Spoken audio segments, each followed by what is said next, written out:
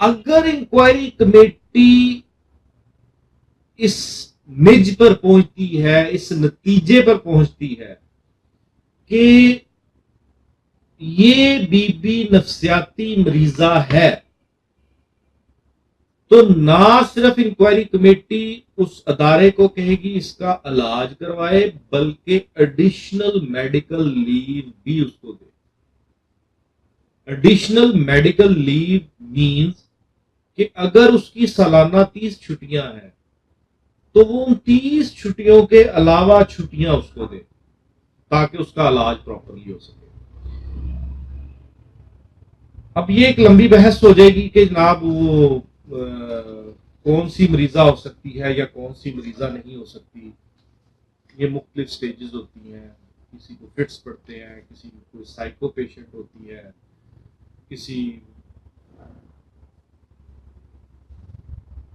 یہ سارے معاملات آپ کے سوشل سٹرکچر سے ڈیولپ ہوتے ہیں، سوشل سٹرکچر سے پیدا ہوتے ہیں کہ وہ بی بی کس گھرانے سے تعلق رکھتی ہے، وہاں کے گھر کا ماحول کیسا ہے، شقیق القلب ماحول ہے، آزاد ہے، مائلڈ ہے، اگریسو ہے، متوازن ہے۔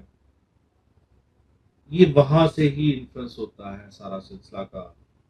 یا کچھ جو فیمیلز ہوتی ہیں ان کی زندگی کے کچھ واقعات ایسے ہوتے ہیں کہ وہ پھر اس اسٹیٹ آف مائنڈ سے باہر نہیں نکل سکتی ہیں۔ ایک شخص نے اگر کچھ کر دیا تو وہ ہر شخص کو اسی میں دیکھتی ہیں، اسی حالت میں دیکھتی ہیں۔ یہ معاملات ورک پلیس پر ہیں، لیکن میں یہاں پہ یہ بھی کہنا چاہوں گا کہ یہ کمپلینٹس جھوٹی بھی ہو سکتی ہیں اور سچی بھی ہو سکتی ہیں۔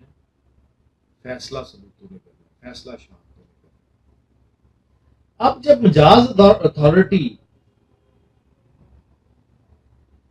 فیصلہ کر دیتی ہے اور کسی بھی فریق کو اس فیصلے سے مشکل پیش آئی ہے، وہ فیصلے سے تکلیف پہنچی ہے، وہ فیصلہ نہیں مانتا، وہ کہتا ہے کہ انصاف پر مبنی فیصلہ نہیں ہے، تو وہ 30 دن کے اندر اندر سیکشن 6 کے تحت محتسب کے دفتر اپیل کر سکتا ہے۔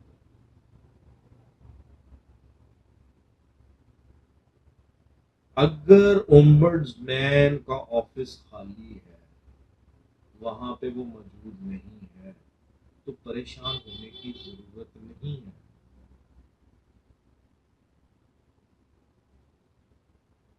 آپ ڈسٹرکٹ کورٹ میں چلے جائیں، جب تک اس محتسب کا دفتر خالی ہے، جب تک اومبڈسمین کا دفتر خالی ہے، تو آپ ڈسٹرکٹ کورٹ میں چلے جائیں، وہ یہ اپیل لے کے وہ انہی اختیارات کے ساتھ ڈسٹرکٹ جج صاحب اس کو انٹرٹین کریں گے کہ جن اختیارات کے تحت محتسب کرتا ہے۔